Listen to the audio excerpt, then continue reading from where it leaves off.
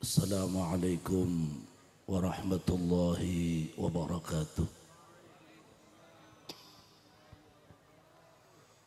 Alhamdulillah, salatu wassalamu ala sayyidina wa nabiyyina wa qurrati a'yunina wa nura qulubina sayyidina Muhammad bin Abdullah wa ala alihi wa sahbihi wa man walah. Rabbi syrah li sadri wa yassir li amri wahlul 'uqdatam min lisani yafqahu qawli wahdi qalbi wasaddid lisani bihaqqi sayyidina Muhammadin sallallahu alaihi wasallam. Allahumma salli wa sallim wa barik wa karrim wa 'azzim ala sayyidina Muhammadin tibbil qulub wa dawaiha wa afiyatul abdan wa shifaiha wa nuril absar wa diyaiha wa qutil arwah wa ghidaiha wa ala alihi wa sahbihi wa sallim. La khawla wa la quwata illa billahil alil azim. Amma ba'du. Yang sama-sama kita ta'zimi, kita hormati, kita muliakan para masyayikh, para kiai, para ajengan, tokoh agama, tokoh masyarakat, juga para habaib. Mata Allah fi tuli hayatihim. Semoga beliau-beliau senantiasa diberikan panjang umur, diberikan kesehatan, diangkat derajatnya oleh Allah Subhanahu wa taala. Juga terkhusus dzurriyyah daripada yang Maulana Hasan Maulani, semoga senantiasa diberikan istiqamah, bisa ta'zim dengan leluhurnya, dengan orang tuanya, diberikan keberkahan oleh Allah Subhanahu wa taala. Guru kita beliau Al-Habib Quraish bin Hasan bin Habib Qasim Baharun, semoga beliau senantiasa diberikan panjang umur. Aparat pemerintah, TNI Polri yang saya hormati, juga hadirin hadirat, hadani Allah wa iyyakum, Allahumma amin ya rabbal alamin. Alhamdulillah, bagi menjelang siang Allah menggerakkan kita semua, menuntun kita semua, kita duduk di majelis, kita duduk di satu tempat yang semoga tempat ini mengingatkan kita kepada Allah Subhanahu wa taala. Allahumma amin ya rabbal. Membaca manaqib biografi beliau, juga obrolan-obrolan saya dengan sahabat saya Ustaz Mas Ari, juga tadi lihat biografi yang diterangkan juga bahwasanya beliau dimakamkan bukan di tempat ini, tapi ada di Manado. Saya teringat, kalau enggak salah, guru kami Syekhuna wa Murabbirina Mbah Maimun, beliau pernah berkata, arwahus salihin kattuyuril khadra. Arwah-arwah orang saleh itu seperti burung-burung kecil yang warna hijau saling berterbangan, saling bersilaturahim, kumpul satu sama lain. Maka ada satu ulama lagi menerangkan di dalam satu majelisnya, ada salah satu jamaah dan yang kelak menjadi seorang ulama besar menanyakan, apakah juga di surga nanti ada majelis ta'lim? Di surga wonten pengajian apa mboten? Ada majelis taklim apa enggak? Kemudian beliau jawab, ada, tetap majelis-majelis baik, majelis-majelis walaupun di sana sudah ada, tidak ada tuntutan lagi, tuntutan ibadah sudah tidak ada, akan tetapi hubungan satu sama lain masih berlanjut. Ada kalau nggak salah di dalam kitab Ar-Ruh, kalau nggak salah judul kitab itu, Sayyidina Abdullah bin Qayyim itu menerangkan ada salah satu orang itu meninggal, sudah wafat, sudah 2 tahun lagi, sudah 2 tahun ini meninggal. Kemudian ada yang lagi ziarah, pas dia ziarah ghalabatun naum, dia itu ngantuk Pak, ngantuk. Kemudian Allah tampakkan yang meninggal ini, bertemu dia di alam mimpinya. Dia tanya, loh Bapak kan sudah meninggal. Iya, saya memang udah meninggal, udah 2 tahun saya meninggal. Gimana keadaannya? Gimana di alam kuburnya? Karena ini seorang yang ahli ibadah kepada Allah, dia pun bercerita, saya alhamdulillah di pertamanan surganya Allah Subhanahu wa taala. Allahumma ja'alna minhum. Semoga kita termasuk ahli surga, dikumpulkan oleh Allah di tempat surganya Allah Subhanahu wa taala. Dia cerita, saya di surga ini juga sama teman saya, yang kami ini sering berhubungan satu sama lain. Berhubungan, ketemu lagi, cuma seringnya hari Jumat sampai menjelang terbitnya hari Sabtu. Saya lihat semua, kalian datang saya lihat bagaimana orang Jawa, saya lihat semua gitu. Kemudian kenapa mesti hari Jumat? Li fadli yaumul Jum'ah katanya. Karena keutamaan hari Jumat. Maka walaupun yang kita hauli sekarang beliau ada di Madura, insya Allah semoga kita mendapatkan barokah dari beliau, Allahumma. Karena tampak semua. Sama Hatul Ustadz Al-Habib Abdurrahman pernah mengatakan bahwa masafah, jarak bagi orang-orang yang sudah meninggal sudah tidak ada masafah lagi, sudah tidak ada batasan lagi. Sampai diumpamakan kalau orang yang kita yang sudah masih hidup, orang tua kita yang sudah meninggal, itu seakan-akan melihat kita itu seperti nasi di atas piring. Kan kelihatan semua tuh. Kalau ada nasi kan di atas apa semuanya, sampai mungkin beras di atas piring, batunya aja kelihatan. Kadang-kadang kan batu kan ada di piring itu kelihatan semua, nampak semua. Maka durjananya anak, durhaka anak itu bukan hanya semasa orang tuanya masih hidup. Mungkin kalau orang tuanya masih hidup, dia bisa berpura-pura. Dia berpura-pura baik, pengen mendapatkan harta warisan. Dia pengen sesuatu apa, berpura-pura baik depan orang mungkin. Ataupun juga dia merasa, oh masih ada orang tua, kita harus berbuat baik. Sebab saya pernah mendengarkan ada orang yang orang tuanya sudah meninggal, dia menganggap sudah tidak ada, naudzubillah min. Maka sangat durhaka kalau ada anak, orang tuanya sudah meninggal, dia tidak mendekatkan diri kepada Allah Subhanahu wa taala.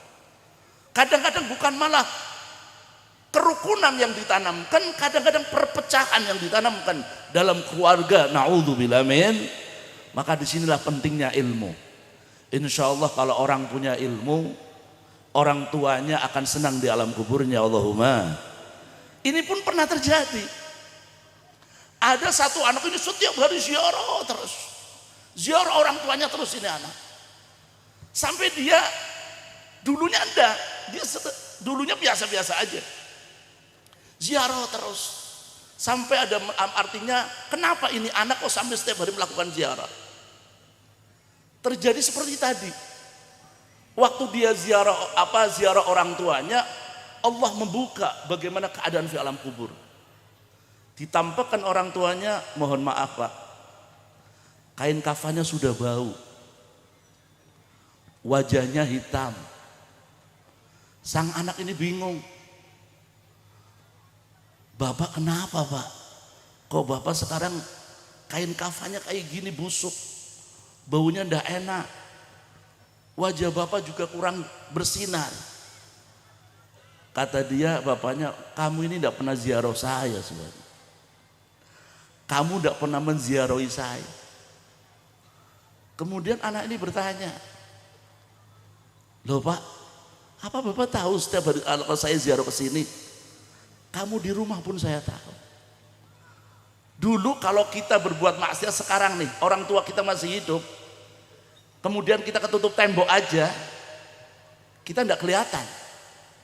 Kita tidak kelihatan saat kita berbuat orang tua kita tidak tahu. Tapi setelah orang tua kita sudah meninggal, terbuka semua Pak. Maka kita duduk di sini, beliau sahibul haul dan orang tua kita yang sudah meninggal, dia pun mengetahui bagaimana keadaan kita saat kita ziarah semacam ini. Dan akan senang, hatinya akan senang dan akan meluaskan kuburnya dan akan menjadikan wewangi-wewangi di alam kuburnya. Maka satu kiai pernah di Tegal ngomong kayak gini, kadang-kadang rumput di atas makbarah itu lebih baik daripada cucu-cucunya. Rumput Pak, kalau bahasa Tegalnya apa ya, kalau bahasa ini apa sih? Rumput ya, no, jukut. Oh, kalau jukut bahasa Tegal ngambil. Jukut duit berarti ngambil. Sini jukut itu rumput ya. Rumputnya itu lebih baik dari cucunya tuh. Kok bisa? Kok bisa itu? Maka di antara orang tata cara ziarah itu kalau masih ada bunga-bunga yang masih hijau, masih seger, jangan sekali-kali kita buang Pak. Kenapa? Al-jamadat wasyajarat wal hajarat semuanya berzikir kepada Allah Subhanahu wa taala. Ini pun pernah dicontohkan oleh baginda yang mulia Rasulullah sallallahu alaihi wasallam. Saat Rasulullah ziarah kemudian mendengar rintian-rintian dari alam kubur yang menangis, Rasulullah berhenti. Ternyata ada dua manusia Pak, dua jenazah yang mohon maaf. Ini orang laki-laki semua ini Pak. Orang laki-laki bukan perempuan. Satunya orang yang isbal, yang suka memakai celana, tapi di bawah mata kaki tapi sombong. Ada sombongnya. Kalau tidak sombong tidak apa-apa insya Allah. Cuma yukhalifus sunnah. Satunya ini yang sering terjadi. Saya juga bingung. Sampai sebagian ulama-ulama di Hadramut itu bingung. Bukan bingung, mereka itu heran-heran saat melihat tempat kencing itu seperti tempat buat telepon, paham enggak? Tempatnya kayak gitu tok. Orang kencing main tempat aja kayak gitu, enggak tertutup. Kadang-kadang Masya Allah naik mobil berhenti langsung, kayaknya WC-nya di pinggir jalan semua ini. Jadi seenaknya dia mengeluarkan kotorannya, seenaknya dia mengeluarkan air kencingnya, dia enggak mikir bagaimana afat yang terjadi. Karena di antara satu jenazah tersebut adalah orang-orang yang mohon maaf kalau kencing itu tidak tuntas. Maka Nabi itu memberikan contoh dan Rasulullah mensunnahkan kalau kita habis kencing suruh dehem. Gitu Pak. Cuma zaman sekarang dibalik. Belum kencing sudah. Belum kencing baru mau masuk kamar mandi sudah. Ada apa Mas? Tahu takut ada jin ketongkrong di pojok. Padahal sunnahnya itu setelah kencing didehemkan, dituntaskan. Nah kemudian Rasulullah Shallallahu Alaihi Wasallam ini cerita ma'ruf, orang semua tahu, menaruh pelapah kurma di situ sampai Nabi semoga selagi ini masih hijau akan mendoakan dari alam kuburnya. Begitu juga rumput-rumput yang di atas makborah orang tua kita. Cuma ada yang kurang ajar. Beb, kalau di Indonesia enggak bisa dong, Beb. Kenapa? Itu kan daun korma. Di sini masa daun pisang. Ini kan tanya kurang ajar ini. Kalau enggak percaya sudah. Tapi kalau kita meyakini itu, maka betul kata ulama tadi. Rumput di atas kuburan itu enggak pernah nuntut apapun. Enggak pernah nuntut warisan, enggak pernah menuntut apa-apa, tidak pernah menuh harta benda, dia cuma berdoa aja. Sedangkan cucu-cucunya kadang-kadang berbangga dengan orang tuanya, tapi malah menyakiti orang tuanya. Naudzubillah min. Shallu ala Nabi Muhammad. Jadilah orang-orang yang berbakti kepada orang tua, hayyan wa mautan. Selagi hidup ataupun sudah meninggal. Ini anak pengen berbakti kepada orang tuanya. Kemudian dia ngomong sama ayahandanya, Bapak tahu Pak, setiap hari saya kayak gini. Saya tidak ziarah, Bapak tahu. Saya tahu semua. Subhanallah, dia pun akhirnya terus ziarah. Sampai ditampakkan bagaimana keadaan orang tuanya sudah menikmati surganya Allah Subhanahu wa waladun salihun yad'un lah. Maka di antara orang-orang yang pengen jadi orang yang salihin, orang pengen termasuk salihin, jadilah anak-anak yang waladun salih, anak-anak yang mendoakan kepada orang tua. Tinggal pertanyaannya, semuanya butuh dengan ilmu. Semuanya butuh dengan ilmu, Pak. Kita ziarah tanpa menggunakan ilmu tadi. Mungkin di sini enggak, tapi di kampung-kampung sana kalau malam hari Kamis itu ramai, khususnya kalau Jumat Kliwon. Malamnya Kliwon itu kuburan bisa kayak pasar, Pak. Penuh. Itu buah daun melati.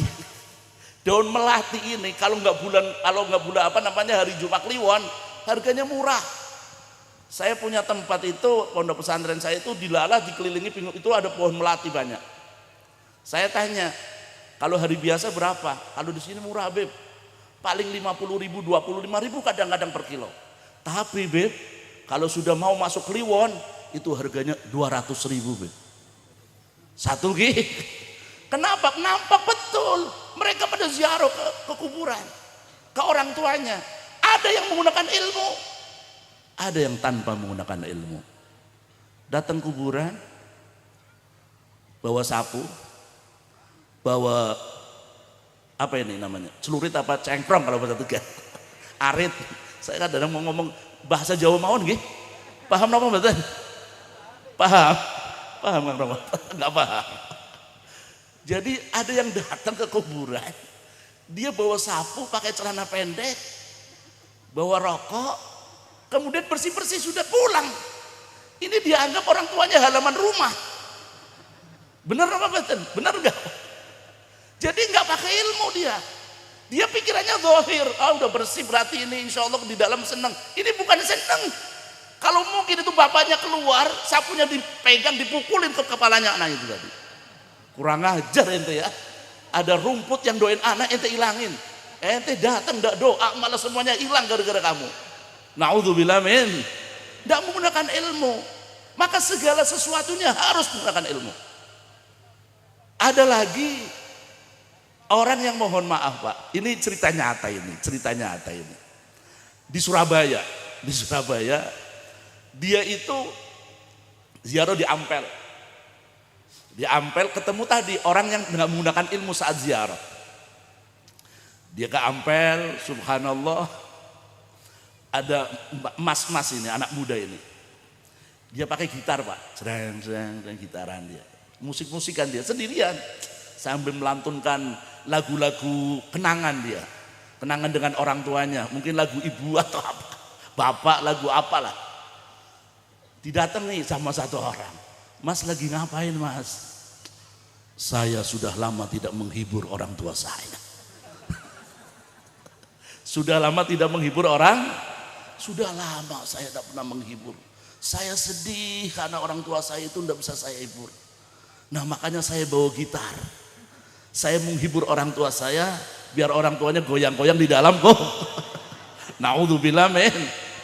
Niat baik pengen nyenengkan orang tua tapi tanpa menggunakan ilmu. Kalau menggunakan ilmu semuanya ya Allah, sampai orang itu saking taunya bagaimana keutamaan ahlul kubur. Itu di Tahrim, Sayyidina Fakir Muqaddam itu punya tempat khusus, sendalnya jauh kisaran mungkin 500 meter dari makbarah. Kalau tahu kadarnya di zaman itu, semua akan datang dengan apa namanya, ngesot ngoten Pak. Enggak berani jalan dengan biasa, enggak berani. Saking apa coba? Saking tahu bagaimana keadaan alam kubur. Maka sebagian ada tempat yang mereka kalau mau masuk alam ini sudah sendalnya dilepas dulu. Takut kurang sopan santun. Saya pernah waktu di, kalau nggak salah di Batik waktu itu, kami di Batik masuk, sendal saya pegang.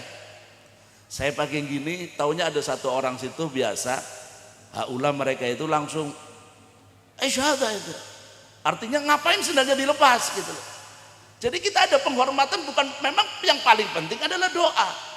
Tapi itu pun termasuk kecuali memang kalau tempatnya najis atau tempatnya kotor. Banyak orang melakukan sesuatu tanpa menggunakan ilmu. Ini yang paling bahaya. Apalagi Al-Imam Al-Habib Zain bin Sami dalam kitab Manhajus Sawinya beliau menerangkan al-jahil ma ya'rif ibadah wala ma'siyah. Orang bodoh ini kadang-kadang dia tidak tahu ibadah, tidak tahu maksiat juga tidak.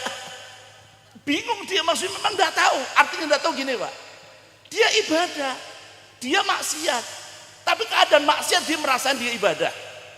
Dia melakukan ibadah ternyata dalam keadaan contoh, mohon maaf, ada orang mau sholat Pak, wudhunya tidak benar. Wudhu tidak benar bukan mulai zaman sekarang. Dulu cucu Rasulullah SAW, Sayyidina Hasan, Sayyidina Husain pernah melihat ada salah satu orang tua yang wudhunya tidak benar. Ini beliau mempraktekkan di depan beliau dengan wudhu yang betul-betul baik, betul-betul sahih.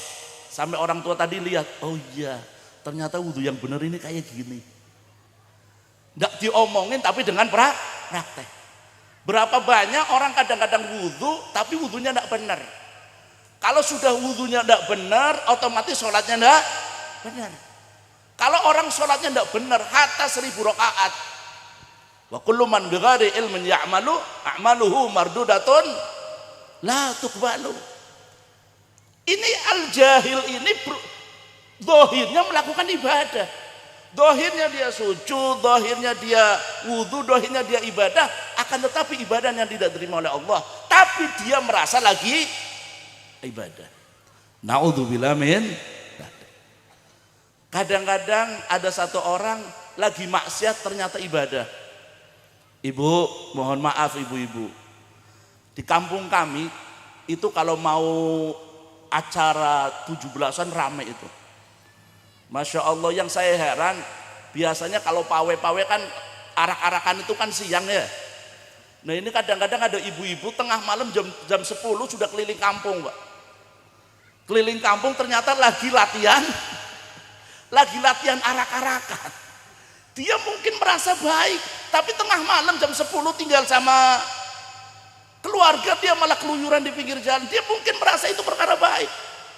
Apalagi yang sekarang Masya Allah, pengennya hidup sehat, pengennya hidup, ditanya sama orang, kok kamu olahraga? Iya, saya pengen biar badan saya cakep, biar suami saya senang. Tapi prakteknya jogetnya depan halaman balai desa. Hari Minggu goyang-goyang senam, pakaiannya pakaian yang Masya Allah. Ibadah apa maksiat? Dia merasa lagi ibadah demi menghormati seorang suaminya, menyenangkan suaminya, akan tetapi tidak menggunakan ilmu. Kalau orang punya ilmu, insya Allah dipilih oleh Allah di antara orang-orang yang alamat husnul khatimah. May yuridillahu bi khairan yufaqihu fiddin. Orang yang dikehendaki baik oleh Allah, orang tersebut adalah orang yufaqihu fiddin, orang yang belajar, yang ngaji, mendapat ridho Allah, berbakti sama orang tua, berbakti sama suami, insya Allah mendapat berkah daripada Allah subhanahu wa ta'ala. Allahumma amin ya rabbal. Nah kembali kita sebagai anak-anak yang sudah ditinggal orang tua kita, tugas kita adalah berdoa. Kita semoga jadi anak yang berbakti kepada orang. Saya pernah 2 kali saya melihat langsung keadaan orang tua saya waktu dalam keadaan menjelang ajalnya. Yang pertama ibu saya sakit hampir 7 tahun, hampir 5 tahun, 6 tahun sama saya. Beliau kena stroke, Alhamdulillah, nasykur Rabbi, rumah saya ditempati oleh ibu saya. Sampai beliau meninggal. Sakit, saya temenin. Sampai pernah karena beliau sakit ya, kakinya rada sakit, mintanya dilus-elus kayak gini kakinya itu. Nanti kalau berhenti, gitu. Oh berarti belum tidur. Pernah saya lihat dari mulai jam 2 kalau nggak salah. Tak lihat jam 2 saya elus-elusin. Sampai mendekati subuh. Saya lepas, berarti belum tidur. Jadi berbakti kepada orang tua semasa masih hidup. Kemudian saya ditinggal abah saya. Beliau 1 bulan sebelum meninggal, karena beliau punya keluarga lain setelah ibu saya, 1 bulan sebelum meninggal minta dengan saya, aku sama kamu pengen di pondok, pengen bareng sama Umi di pesantren itu.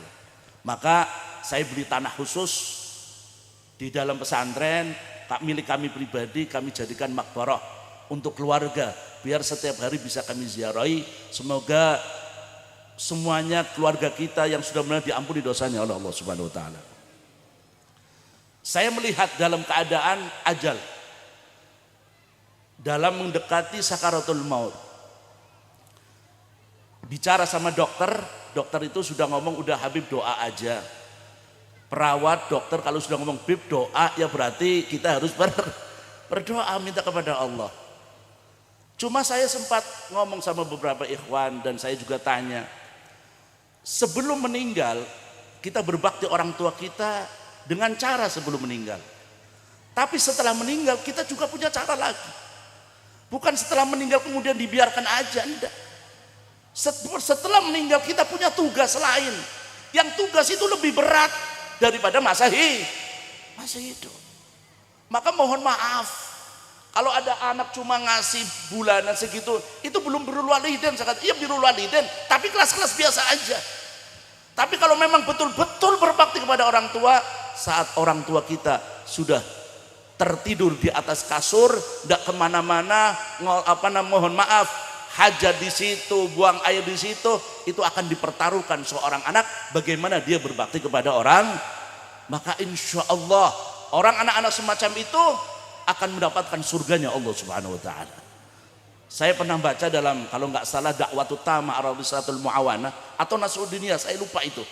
Tapi yang saya ingat, kalau bulan Ramadan kami bersama santri, kalau istilah Pondok Sarang, pasaran. Saya baca kitab Dakwatut Tamah sama Nasruddiniyah. Itu Nabi Allah Musa, ada satu kitab Nabi Allah Musa alaihissalam. Nabi Musa pernah bermunajat kepada Allah, ya Allah, tunjukkan siapa teman saya nanti di surganya Allah. Tunjukkan siapa teman saya di surganya Allah. Kemudian Nabi Musa mendapatkan petunjuk, alamat dan orang tersebut yang akan jadi temannya Nabi Musa di surganya. Dicari, ketemu. Ternyata mohon maaf Pak, anak muda yang ditunjukkan oleh Allah Subhanahu wa taala. Nabi Musa pun mengetok pintu. Assalamualaikum. Waalaikumsalam. Kaget dia. Nabiullah ini. Nabi Musa menginjakkan kaki di rumah saya. Dipersilahkan duduk.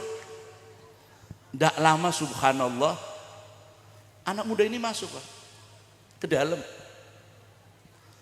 Nabi Musa kalau bahasa sekarang dicuekin. Bukan cuma sebentar, lama banget anak ini tidak keluar-keluar. Nabi Musa di ruang tamu nunggu. Ini anak kemana? Kalau bahasa kita ini kurang ajar. Kalau bahasa kita ya, ini kemana ini? Gak datang-datang. Nemuin sebentar kemudian masuk lagi. Tidak lama keluar bikin kaget Nabi Musa. Ternyata anak muda ini gendong bawa seekor babi. Babinya digendong, dilus-elus, dipeluk, dicium depan Nabi Musa. Nabi Musa kaget. Ini anak teman saya di surga ini. Kok mainannya babi. Sudah ngobrol, Enggak lama, sebentar. Dia masuk lagi. Lama lagi. Enggak keluar pula. Pemuda itu enggak keluar di dalam terus. Subhanallah, ditunggu. Datang keluar lagi, bikin kaget, lebih kaget dari awal. Yang pertama babi betina, yang kedua babi jantan. Jadi babinya dua. Digendong lagi, dipeluk, dimandikan sama anak muda ini. Kalau kita ya, kita pikirannya kan masa kayak gini ahli surga. Mainannya aja babi, yang jelas najis bukan lata. Kalau kita ini najis bukan lata. Kemudian ngobrol-ngobrol, penasaran Nabi Musa dijelaskan oleh anak muda ini. Ya Nabi Allah, saya setiap hari kegiatan saya kayak gini. Saya ada babi dua yang Nabi Musa lihat, satu betina, satu jantan. Tapi setiap malam saya bermunajat kepada Allah, ya Allah, ampuni dosa kedua orang tua saya. Mohon maaf Pak, ternyata dua hewan tadi adalah jelmaan daripada orang tuanya yang berbuat maksiat kepada Allah. Yang laki-laki itu bapaknya, yang perempuan ibunya. Tapi kata beliau, bagaimanapun keadaan wujud orang tua saya, ini adalah orang tua saya. Mau bentuknya anjing, mau bentuknya babi, ini tetap orang tua saya. Birrul walidain, walaupun bentuknya orang tua kayak apa. Maka pernah ada yang tanya dengan saya, Habib, saya kok sering ribut sama orang tua saya kok galak, orang tua saya kok melakukan salah, saya gimana? Tidak ada di pandangan mata orang tua kita salah. Kita yang kurang mendekatkan diri kepada orang. Sallu ala Nabi Muhammad. Mohon maaf, zaman dulu kalau orang berbuat maksiat, melakukan dosa besar, wujud kita bisa dirubah Pak. Untung kita jadi umat Nabi Muhammad sallallahu alaihi. Berapa banyak kita yang berbuat maksiat kepada Allah, berapa banyak orang melakukan dosa besar, akan tetapi wajahnya masih tetap wajah manusia. Coba kita zaman Nabi dulu, ya yang ngaji mungkin bentuknya mungkin kita bentuknya macam-macam. Ini kita bersyukur kepada Allah Subhanahu wa taala dijadikan umat Nabi Muhammad sallallahu alaihi wasallam. Jadikan orang-orang berbakti kepada orang tua, berbakti kepada guru-guru kita. Semoga guru-guru kita diberikan panjang umur, Allahumma amin ya rabbal. Karena tidak bisa Pak. Coba jenengan tinggali lihat bagaimana manaqib para ulama. Siapapun dia, tidak ada ceritanya wali tidak berbakti orang tua, tidak ada. Tidak ada ulama besar kayak apapun pasti berbakti kepada orang. Kalau hidup kita pengen harta, kita pengen lancar, kita pengen jadi orang kaya, sudah. Maka saya teringat bagaimana guru mulia Sayyidul Habib Umar, kalau kita pengen rezekinya seperti raja, maka anak kita, orang tua kita jadikan raja. Ini saya teringat ada kisah nyata di Tegal ini. Ini orang kaya banget. Saya pernah ke rumahnya, kaget saya. Saya tanya, waktu mau masuk aja enggak boleh. Enggak boleh Pak, enggak boleh masuk. Apa satpamnya besar-besar udah. Kami kemudian nyebut, Pak, kami dari Tegal. Dengar dari Tegal langsung dibuka. Kenapa? Bosnya orang Tegal. Saya masuk, ya biasalah namanya, saya tanya-tanya. Karena saya masuk kayak rumah komplek gitu, besar sekali. Ini rumah ini ukurannya berapa Pak? Kata orang itu menjelaskan, rumah ini totalnya 1 hektar 300 meter. Rumah 1 hektar, ini pesantren apa ya? Ini punya keistimewaan ternyata orang ini. Dari Tegal dia melarat, tidak punya apa-apa. Sampai di Jakarta itu jadi pedagang asongan, tukang rongsok, cari tempat-tempat yang barang-barang yang tidak berguna itu diambil terus. Tapi subhanallah punya satu keistimewaan. Kalau uminya mau ke Tegal, mau ke Jakarta, namanya Muhammad, umi mau ke Jakarta, dia langsung memutar otak. Wah, padahal waktu itu mungkin tidurnya di rumah kontrakan kecil. Sekali uminya mau datang ke Jakarta, dia nyawa apartemen yang super mewah. Datang, uminya ngomong, ya Allah, kamu sekarang jadi orang kaya. Amin. Padahal pusing uminya pulang, dia pusing karena harus membayar apa? Pokoknya sebisa mungkin doakan Umi biar rezekinya Muhammad tambah berkah, tambah. Uminya pulang, ya udah cari rezeki lagi, ambil lagi.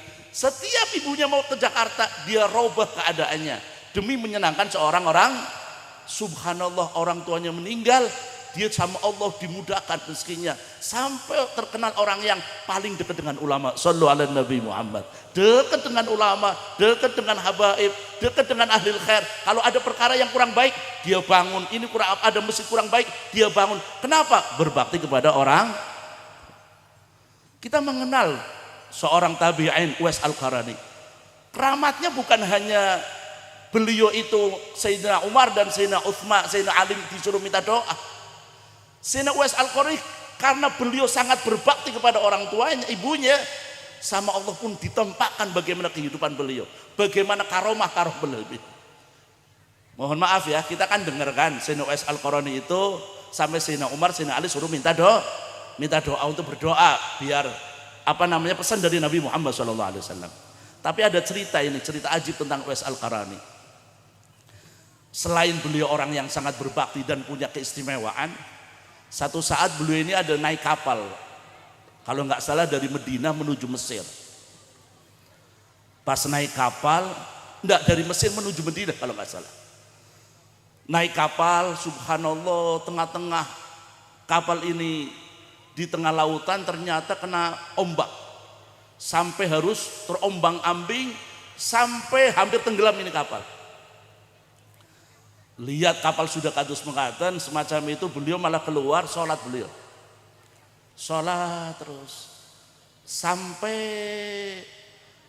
hancur kapal itu. Semua pada bingung, dia malah ke tengah laut, sholat di atas laut, sholat di atas air dia. Ini yang di kapal pada bingung, ada orang sholat di atas air dia sholat, yang lainnya lagi pada bingung, ini gimana mau tenggelam. Sampai ada yang mulia, ya waliyullah, tolong kami, ditolong gimana? Suruh pada mendekat, sudah pada kumpul. Sampai kapal itu tenggelam, Pak. Harta benda semua tenggelam, masuk di dalam laut. Kemudian di antara orang itu mengatakan, ya waliyullah, di harta itu, di antara apa yang tenggelam di kapal itu, ada harta-hartanya fuqara yang harus kami bawa ke Madinah. Jenengan itu sinten? Jenengan itu siapa? Anda itu siapa? Kok punya keistimewaan semacam ini? Beliau jawab, ana Uwais Al-Qarani. Shallu ala Nabi Muhammad. Kata Uwais begini, kalau kamu betul-betul mau mengembalikan harta itu dan akan kamu sodakohkan, maka saya akan minta kepada Allah biar dimunculkan kembali. Inggih, saya itu betul-betul akan saya berikan semuanya. Kalau itu kembali akan saya sodakohkan semua. Janji. Terus Al-Qarani menengadahkan tangannya, ya Allah kembalikan. Itu kapal yang sudah tenggelam, harta yang sudah hancur, kapalnya naik lagi, Pak. Kapalnya naik lagi, muncul lagi. Kemudian semua naik ke situ, harta bendanya selamat, dibawa ke kota Madinah, kemudian disodakohkan kepada orang ahli Madinah. Kenapa bisa sampai semacam itu? Karena beliau termasuk orang yang sangat berbakti kepada orang, khususnya kepada seorang ibu. Di bulan Rajab, sekarang sudah memasuki tanggal berapa ini? Tanggal 3, tanggal 12. Kemarin tanggal 10 bulan Rajab. Ada yang mengatakan, dan saya juga pernah mendengar Syekhina Mbah Maimun, di dalam 10 Rajab itu masuknya nur Nabi Muhammad SAW. Jadi nurnya Rasulullah itu berpindah-pindah, Pak, sampai ke dalam perahunya Nabi Nuh alaihis salam. Nabi Nuh tidak tenggelam itu karena ada nur Nabi Muhammad. Malah subhanallah, ada keterangan di Nurul Absar, Muqaddimah Nurul Absar itu, saat Nabi Nuh alaihis salam membikin kapal itu papanya bocor, Pak. Kapalnya bocor terus, ditambal, bocor lagi, sampai Nabi Nuh bermunajat kepada Allah, ya Allah, saya suruh bikin kapal, saya bikin kapal, sudah saya bikin bocor lagi, saya harus gimana ya Allah? Nih lihat coba bayangkan, subhanallah, barokah Rasulullah sallallahu alaihi.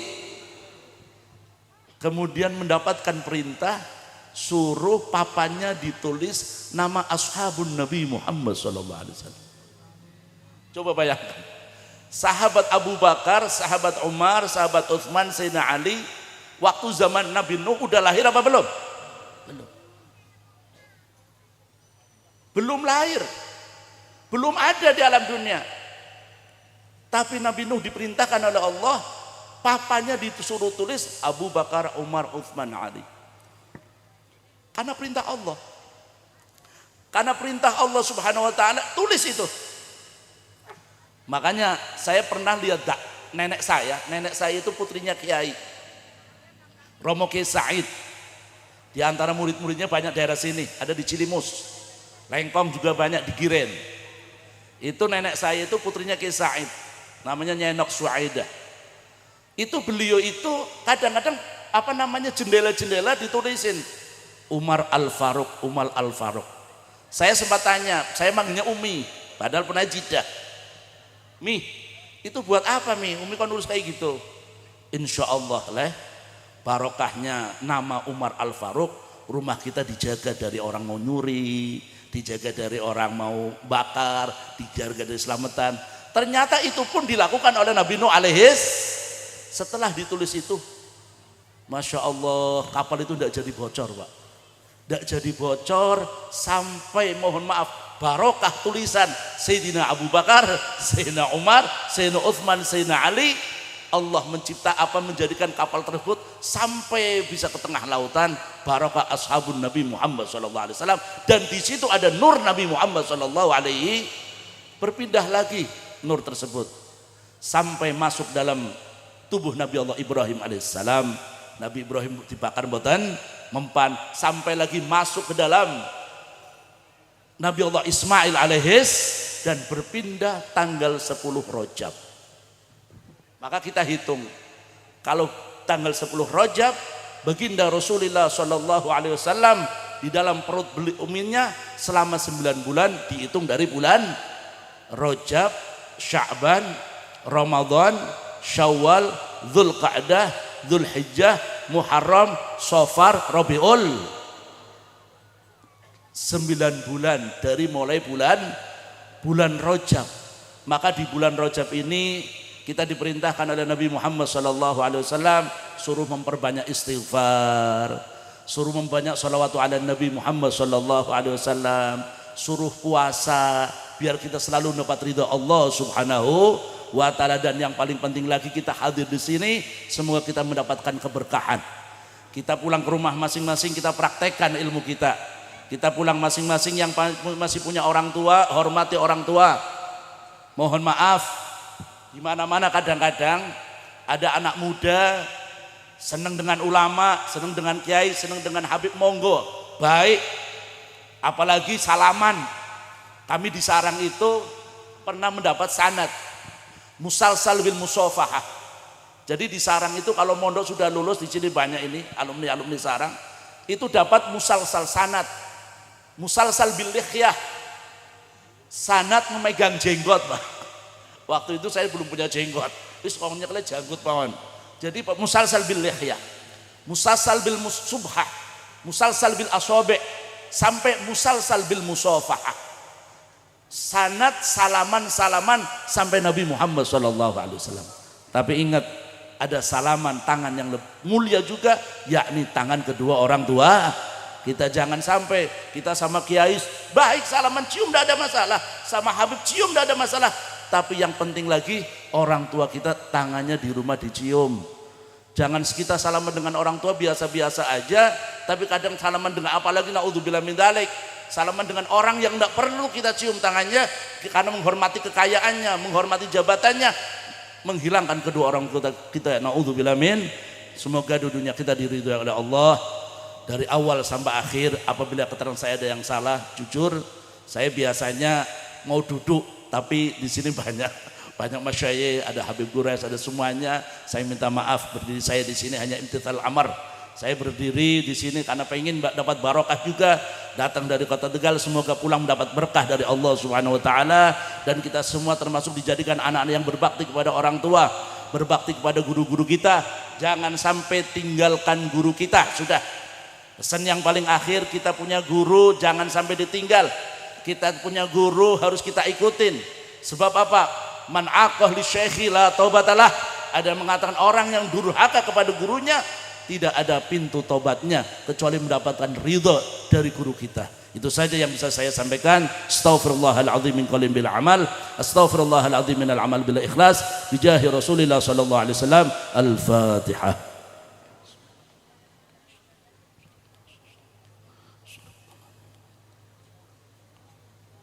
Wallahumma fiq lakum at-tariq. Assalamu alaikum warahmatullahi wabarakatuh.